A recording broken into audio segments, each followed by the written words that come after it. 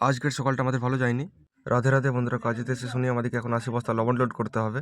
ওটা শুনেই আমার মাথা ঘুরছিল। এখন যা করে মালটা গাড়িতে লোড করে ফেলেছি। সকালেই আমাদের অবস্থা পুরো কেরোসিন হয়ে গেছিল। এখনো পুরো দিনটা বাকি আছে। গাড়ি নিয়ে চলে যাচ্ছি লোহাই বাজার, ওখানেই মালটা খালি হবে আমাদের। এখানে এসে লবণটা আমরা খালি করে দিয়েছিলাম। আর বাকি ২০ বিটের মতো মাল ছিল, সেটা এখানে খালি করে দিয়েছি। গাড়ি আমাদের পুরো খালি হয়ে গেছিল। এখন চলে যাচ্ছি অফিস। ওখানে অন্য মার্কেটের জন্য মাল পড়েছিল, সেটাই যাচ্ছিলাম আনতে। আজকে আমাদের মার্কেট ছিল কাইতি, মিরপোতা ও চালন। আর আমাদের গাড়িটাও লোড হয়ে গেছে। এখন আমরা বিলও পেয়ে গেছি। এখন এখান থেকে বেরিয়ে পড়বো আমরা। আমাদের বেরোতে প্রায় 11:30 বেজে গেছিল। জানি না সব দোকান খোলা পাবো কি। ভিডিওটা লাস্ট অব্দি দেখো, তাহলেই বুঝতে পারবে। এখন ছিলাম আমরা ভঞ্জপুর মোড়ে, খিদেও পেয়ে গেছিল।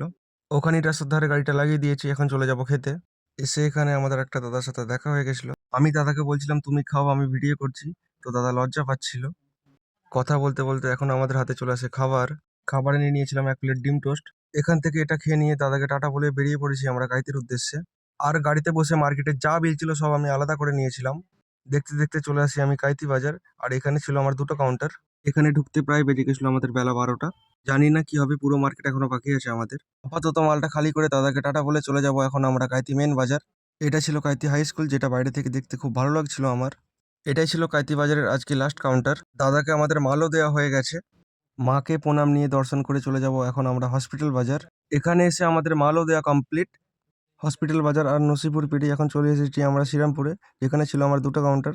আমাদের মালও দেওয়া হয়ে যায় কমপ্লিট। শ্রীরামপুর পেরিয়ে চলে যাচ্ছিলাম এখন আমরা মিরেপোতা। দুপুর প্রায় 1টা বেজে যায়। ভয় লাগছিল যাতে না দোকান সব বন্ধ হয়ে যায়। আর ড্রাইভারকে বলছিলাম তুমি তাড়াতাড়ি গাড়িটা চালাও। মিরেপোতায় এসে যা করে আমরা তো এই দোকানটা খোলা পেয়ে গেছিলাম। এখন আমরা সোজা চলে যাব দাদাকে মালটা দিয়ে উচালন। গরমের কারণে আমাদের পুরো হালাত খারাপ হয়ে গেছিল। আর এখন সোজা চলে যাচ্ছিলাম আমরা উচালন, যেখানে আমাদের ঢুকতে প্রায় বেজে যায় দুপুর 2টো। এখানে এসে গাড়িটা সাইড করে এখন আমরা সূর্য মামার কাছ থেকে মুখটা নুকিয়ে চলে যাচ্ছিলাম সিগারেট নিয়ে, যেখানে আমাদের সিগারেট দেওয়া হয়ে যায় কমপ্লিট। দাদার বিলটা যা করে রেডি করে নিয়ে চলে গেছিলাম দিতে, কারণ দাদার দোকান বন্ধ করার সময়ও হয়ে গেছিল। দাদাকে বলছিলাম তুমি আমায় টাকা দিয়ে ছেড়ে দাও, কারণ তোমার কাছে যদি আমার এতক্ষণ দেরি হয়, আমি আর পরের কাউন্টারগুলো কাজ করতে পারবো না, সব বন্ধ করে দেবে। ওই করতে করতে আমাদের প্রায় বেজে যায় দুপুর 3টে। আর দোকানও খোলা পাইনি, তো চলে এসেছিলাম এখন হোটেলে খেতে। খাবারে নিয়েছিলাম ভাত, ডাল, মাংসের ঝোল, আরো কিছু সবজি ছিল। গরমের কারণে বেশি খেতেও পারিনি। যা করে দুটিখানি খেয়ে লাস্ট পাতে পাঁপড় খেয়ে উঠে পড়েছিলাম আমরা। হাত মুখ ধুয়ে জেঠুকে বিলটা মিটিয়ে চলে যাব এখন আমরা আজকের মতো মার্কেটের লাস্ট কাউন্টার। এখানে এসে মাল দিয়ে আমার টাকা নেওয়া হয়ে যায়। আর আজকের মতো ছিল এটাই আমার লাস্ট কাউন্টার। এখন সোজা চলে যাব অফিস। উচ্চালন মিরপুর কাইতি পেরিয়ে সোজা চলে যাব লোয়াই ফতেপুর মোড়। ওইখানেই আমাদের আইটিসির অফিস, ওখানেই কাজ করি আমি। এখন আমি চলে এসেছি এখানে। আজকের মতো ভিডিওটা আমার এই অবধি। দেখা হবে পরের ভিডিওতে। সবাই ভালো থেকো, টাটা।